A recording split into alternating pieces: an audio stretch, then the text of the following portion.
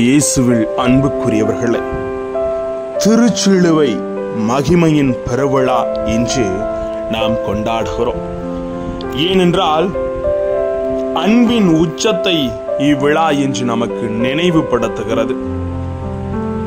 நமது வாழ்வின் சிலுவை என்பது சுமையல்ல, அது நமக்கு வெற்றி கொடி கொடுத்து வெற்றியின் சின்னம் என்பதை இன்று நாம் அனைவருமே அறிந்து கொள்ள வேண்டும் என்ற மகத்துவத்தை உணர்த்துகிறது.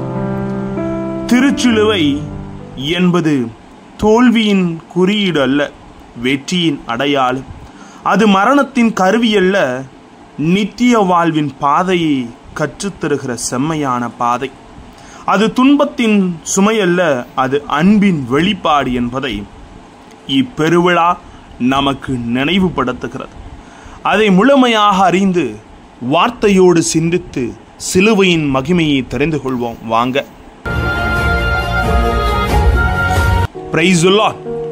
இயேசுவுக்கே புகழ், இயேசுவுக்கே நன்றி. இறைவனின் அருட்கரமும் அருளாசீரும் உங்களோடும் உங்கள் குடும்பத்தோடும் நிறைவாக தங்க உங்கள் ஒவ்வொருவரையும் திருச்சிலுவையின் மகிமை நாளில் போற்றுகிறேன், புகழுகின்றேன். அன்பில் இனியவர்களே, கிறிஸ்துவின் சிலுவை கருத்தியல் அளவிலும் நடைமுறை அளவிலும் புதிய புரட்சியான கடவுளை நமக்கு சுட்டிக்காட்டுகிறது என்கிறார் எழுத்தாளர் செரபின்.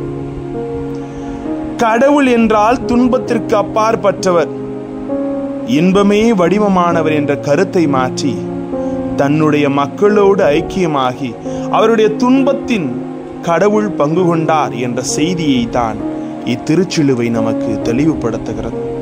திருச்சிலுவை மகிமையின் பெருவிழா கொண்டாடும் இன்றைய நாளில் சிலுவையை பற்றி நமது பார்வைகளை மாற்றி அது வெற்றியின் சின்னம் என்பதை நாம் அனைவருமே அறிந்து கொள்ள முற்படுவோம்.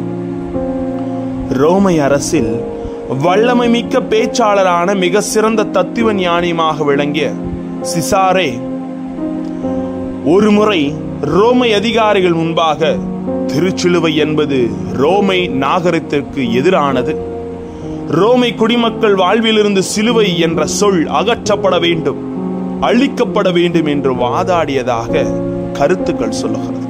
அவரை பொறுத்தவரை சிலுவை என்பது காட்டுமிராண்டித்தனமானது, மடமையின் அடையாளம், மனித ஞானத்திற்கும் நாகரிகத்திற்கும் எதிரானது என்று சொன்னார். இந்த சிந்தனை அன்று பெரும்பாலும் கிரேக்கர்களிடமும் யூதர்களிடமும் காணப்பட்டது. இதைத்தான் பவுலடியார் அழகாக 1 கொரிந்தியர் 1:23 சுட்டிக்காட்டியிருப்பார். சிலுவை யூதர்களுக்கு தடைக்கல்லாகவும் பிற இனத்தவருக்கு மடமையாகவும் இருப்பதாக அவர் சொல்லியிருக்கிறார்.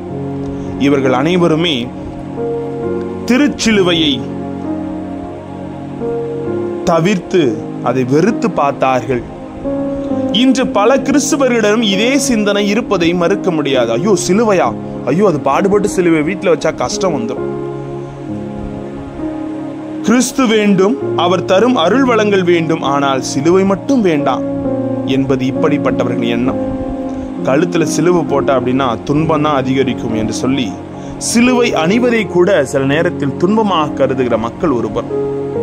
இதுக்கெல்லாம் காரணம் நமது சிந்தனை தெளிவாக இல்லை. சிலுவை மீட்பின் சின்னம், உயிர்ப்பின் சின்னம், மகிமையின் சின்னம், அன்பின் சின்னம், அன்பின் உச்சத்தின் சின்னம் என்பதை மறந்து வாழுகிற தருணத்திலே தான் இப்பேற்பட்ட சிந்தனைகள் எழுப்பப்படுகிறது. தொடக்க கிறிஸ்தவர்கள் ரோமை ஆட்சியாளர்களால் மிகவும் கொடூரமாக சித்திரவதைக்கு உள்ளாக்கப்பட்டார்கள், சிறைபிடிக்கப்பட்டார்கள், கொல்லப்பட்டார்கள். இந்த கொடூரம் ஏறத்தாழ 3 நூற்றாண்டுகளாக தொடர்ந்தது. இப்படிப்பட்ட சூழ்நிலையில் கிறிஸ்தவர்களுக்கு பாதுகாப்பாக இருக்க கான்ஸ்டைன் என்ற அரசர் முன் வந்தார். அழகாக வரலாறு சொல்லுதுங்க. இவ்வரசர் எதிரிகளுக்கு எதிராக படையெடுத்து செல்ல தன்னை தயார்படுத்தி கொண்டிருந்த போது அவர் கண்ட கனவில் ஒரு அழகிய நிகழ்வு நிகழ்ந்தது. அதில் நீ போருக்கு செல்லும் வேளையில் உன் படைக்கலன்களில் கொடிகளில் திருச்சிலுவை அடையாளமாக பொறிக்கப்பட வேண்டும், இச்சிலுவை அடையாளத்தால் நீ வெற்றி பெறுவாய் என்று அவருக்கு கனவில் ஒரு செய்தி கொடுக்கப்படுகிறது. அவரும் அவ்வாறே செய்தார். வலிமைமிக்க படைக்கு எதிராக வெற்றி பெற்றார், கிறிஸ்துவராக மாறினார். கான்ஸ்டைன் அரசரை பொறுத்த அளவில் சிலுவை என்பது வெற்றியின் சின்னம், எதிரிகளை மேற்கொள்வதற்கான வல்லமையான ஆயுதம். புனித பவுல் இதை அழகாக சொல்லுவார். கொலோசியர் புத்தகம் 2:14. நமக்கு எதிரான ஒப்பந்த விதிகள் பல கொண்ட கடன் பத்திரத்தை அவர் அழித்து விட்டார். அதை சிலுவையில் வைத்து ஆணியால் அடித்து அறவே ஒழித்து விட்டார். மேலும் யூதர்களுக்கு தடைக்கல்லாகவும் பிற இனத்தவருக்கு மடமையாகவும் இருக்கும் சிலுவை என்று அழைக்கப்பட்டவர்களுக்கோ கடவுளின் வல்லமை ஞானமாக இருப்பதை சுட்டி காட்டுகிறார். அதாவது சிலுவை என்பது மீட்பின் கருவியாகவும் தீயோனை தீயவற்றை வெற்றி கொள்ளும் கருவியாகவும் இருக்கிறது. அதனால்தான் கோடி அற்புதர் சிறு வயதிலே பெர்னாண்டோ என்று அழைக்கப்பட்ட அவர் தன்னை தீய சக்தி நெருங்குகிறது என்றது அறிந்தவுடனே சிலுவை அடையாளம் வரைந்து வெற்றியை அவர் குறித்ததை பார்க்கிறோம். ஆகவே சிலுவை வெற்றியின் சின்னம். ஒரு சிறுவனுக்கு ஒரு வித்தியாசமான ஆசை வந்துச்சுங்க. என்ன அப்படின்னு பார்த்தீங்கன்னா, வானமும் பூமியும் சந்திக்கும் இடத்தை பார்க்க வேண்டும் என்பதே அந்த ஆசை. தூரத்தில் வானமும் பூமியும் சந்திப்பது போல அவனுக்கு தென்பட்டது. அவ்விடத்தை நோக்கி நடக்க ஆரம்பித்தான், ஓட ஆரம்பித்தான், ஓடிக்கொண்டே இருந்தான். ஆனால் வானம் பூமிக்கும் சந்திக்கும் இடத்தை அவனால் அடைய முடியவில்லை. மிகவும் களைப்பும் சோர்ப்பும் அந்த சிறுவனை வந்தடைந்த போது அவ்வழியாக சென்ற ஒரு பெரியவரிடம் தனது நோக்கத்தை எடுத்து சொன்னான். நான் வானமும் பூமியும் சந்திக்கும் இடத்தை பார்க்க வேண்டும். அப்பெரியவர் சிறுவனை அருகில் இருந்த ஆலயத்திற்கு கூட்டி சென்றார். அங்கிருந்த சிலுவையை சுட்டி காட்டி, வானமும் பூமியும் சந்திக்கும் இடத்தை தேடி நீ எங்கும் அலைய தேவையில்லை. இதோ இந்த சிலுவைத்தான் வானமும் பூமியும் சந்திக்கும் இடம், கடவுளும் மனிதரும் உறவாடும் இடம் என்றாராம். ஆம், உறவுகளை புதுப்பிக்க ஒரு பாலமாக அன்று ஆணைகளால் குத்துண்டு கொடூர நிலையிலே வானத்துக்கும் பூமிக்கும் இடையே சிலுவையிலே தன் உயிரை கொடுத்த நமது அன்பு இயேசு என்று சிலுவையின் வழியாக மீட்பு இருக்கிறது, அன்பு இருக்கிறது என்பதை தெளிவுபடுத்துகிறார். அன்பார்ந்தவர்கள், சிலுவை உறவின் அடையாளம். நம் ஆதி பெற்றோர் கடவுளின் கட்டளைக்கு எதிராக சென்ற நிகழ்வு இறைவனுக்கும் மனிதருக்கும் இடையே உறவு முறிவை ஏற்படுத்தியது. அடுத்ததாக காயின் ஆபேலை கொன்ற நிகழ்வு மனிதருக்கிடையான உறவை முறித்து அது நமக்கு சுட்டி காண்பிக்கிறது. இந்த இரண்டு உறவு முறிவுகளையும் தம் சிலுவை சாவு வழியாக இயேசு சரிபடுத்தினார். புனித பவுல் எபேசியர் 2:6 சொல்லுகிறார், சிலுவையின் வழியாக இரு இனத்தவரையும் ஓருடலாக்கி கடவுளோடு ஒப்புரவாக்கினார் என்று சொல்லப்படுகிறது. உறவு சிக்கல்களும் உறவு முறிவுகளும் அதிகரித்துக் கொண்டிருக்கும் இக்காலகட்டத்தில் நாம் ஆழ்ந்து கொண்டிருக்கிறோம்.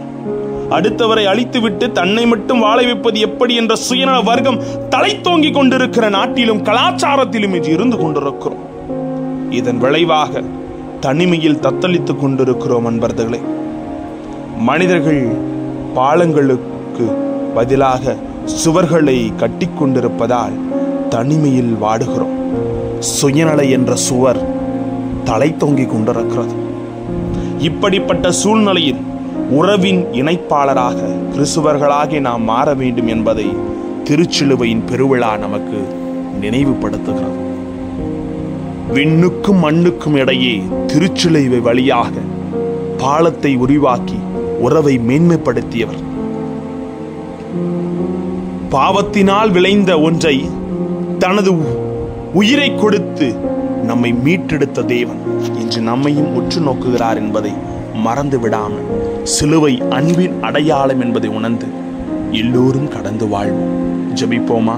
அன்பு இறைவா, திருச்சிலுவையின் மகிமை பெருவிழாவிலே சிலுவை உணர்த்தும் உண்மை அது அன்பின் சின்னம், ஆசீர்வாதத்தின் சின்னம், அமைதியின் சின்னம், மீட்பின் சின்னம், விடுதலை சின்னம், மகிமையின் சின்னம் என்பதை உணர்ந்து சிலுவையின் மகிமையோடு எங்கள் ஒவ்வொருவரின் செயலை ஒப்பு கொடுத்து சிதைந்த உறவுகளை புதுப்பித்து வாழ எங்களோடு தங்கும் ஆண்டவரே. Praise the Lord.